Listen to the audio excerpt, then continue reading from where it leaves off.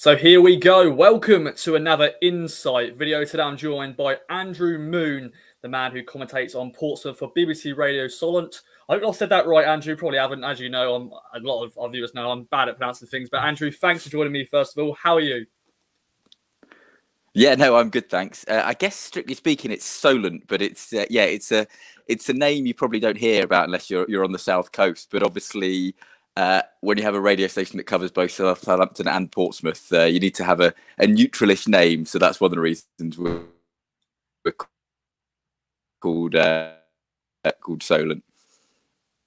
Don't blame it. Don't blame it at all.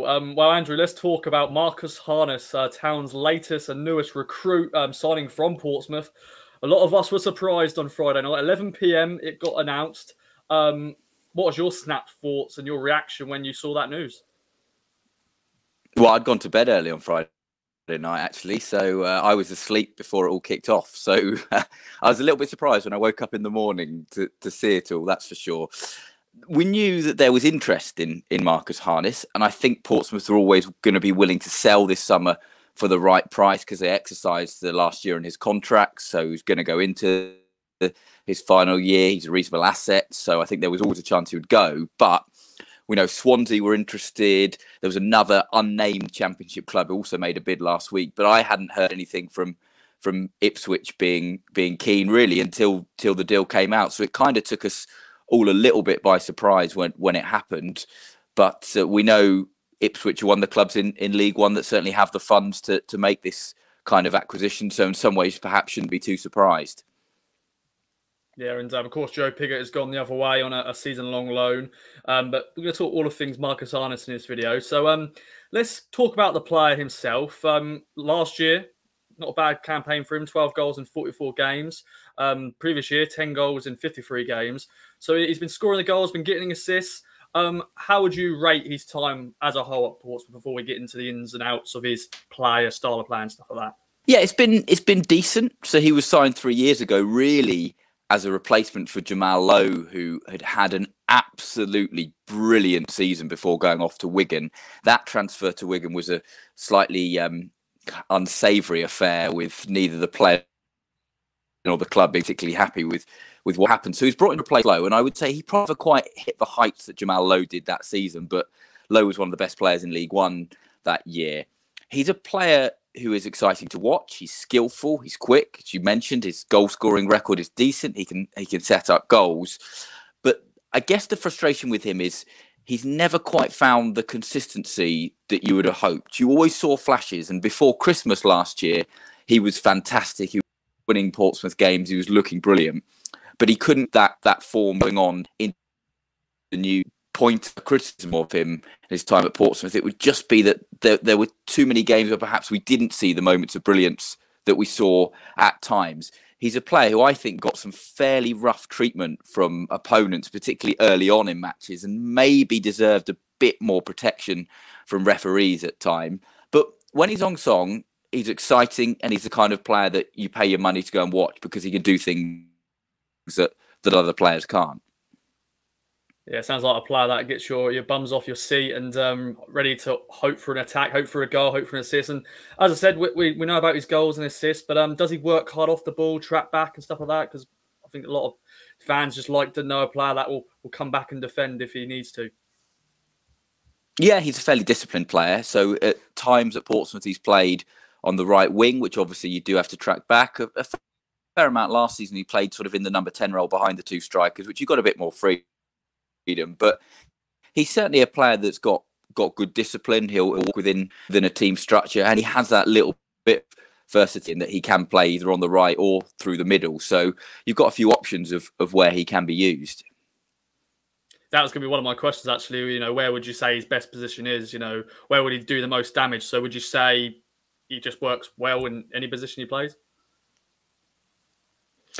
I still think on the right is probably his best position, probably ideally in a 4-2-3-1 as the right of the three attacking players, because you want him up the pitch on the right-hand side. But as I mentioned, he played number 10 and he had a really good impact at times playing number 10. I know obviously Connor Chaplin played a fair amount in that role for Ipswich last season. So it'd be interesting to see where Ipswich want to use him. But I would say if you had to pinpoint one position, it probably is in an attacking role on the right hand side. You want to give him to do things in the final third of the pitch, because that's where he's best, and that's what he can do that other people can't do. Now, you've mentioned a lot of strengths there, and I never like to say weaknesses, Andrew, but what do you think he really needs to work on? You know, still young, 26 years of age, good age, about to enter his prime, so anything he needs to work on?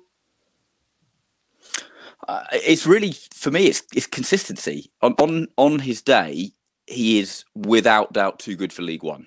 You watch him some games, and it's interesting. I'd imagine he'd have been scouted many times by a number of clubs last season. There would have been games of scouts that have turned up and thought, yeah, this guy's championship ready.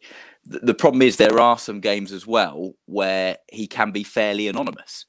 So can he ensure he's got more of the games where he's having a big impact, because he's got that talent. There's no question about it. And I always think it is the most difficult to be consistent in the final third of the pitch, because it's scoring a goal is the hardest thing. Making a goal is really challenging. So the consistency is what he would need to work on. We know Ipswich have got a very strong attacking unit that he's going to be part of, and it'll be interesting to see if he can make that jump. I guess what I would say is when he joined 3 years ago in the first season, you looked at him and thought, yeah, this guy's really got talent. If he could just make that step up, he's a championship player ready to go. And he's only been able to do it in fits and starts rather than on a consistent basis. So that would be the challenge. But as I said, I do hope he gets protection from referees, perhaps a bit more, because he was really on the end of some fairly heavy challenges, certainly early on in matches. And you don't really want to see your exciting attacking players being taken out like that. So that's something you have to watch for. But it's can he have those excellent performances on a more regular basis would be the thing he would need to work on. Okay, then. And is there anything we should be surprised about him? Just anything in terms of his character or anything like that?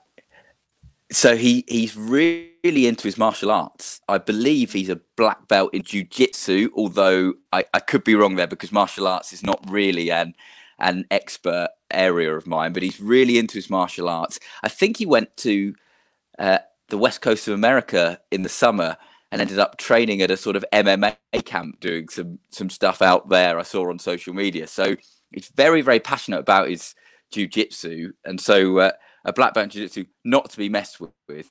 As someone to speak to, always very polite and engaging to be interviewed, always honest as well. And, you know, comes across as a really nice individual. There's certainly no character red flags. He's the kind of player that will settle in well in a dressing room and be liked by his fellow teammates. Yeah, definitely, which is good to hear. And yeah, he came across really well in his interview with the club.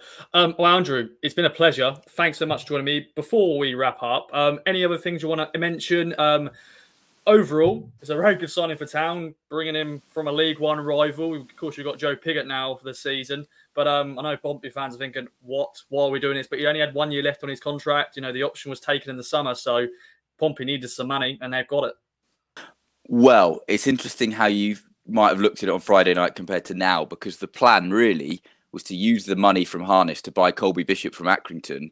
That was all going to plan on Monday until Blackpool seemingly gazumped it. And I know it's not been confirmed, but I think there is an acceptance at the Portsmouth end he's not heading there. So what looked a very good move on a Friday night, perhaps not looking quite so good now.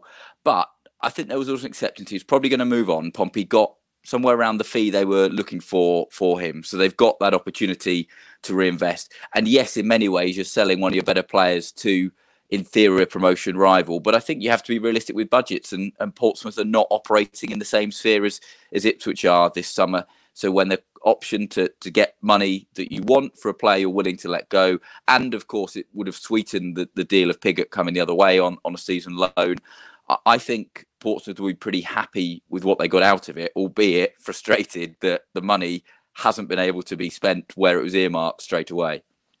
Yeah. And one more question, actually, Andrew, sorry to say. It's been a pleasure. Thank you very much. How will his reception be when he returns to Fratton Park, when he plays at Portland Road against Pompey? I'm sure there'll be some fans thinking, oh, we could have had Marcus Arnold still here, but he's now a Town player. Yeah, I think it'd be pretty warm. He gave Portsmouth some good moments. It's not necessarily he's going to be the sort of huge fan favourite, but I think there'll be a lot of belief that in the 3 years at Pompey, he made a really good, solid contribution, and I think he'll be warmly received back when he returns.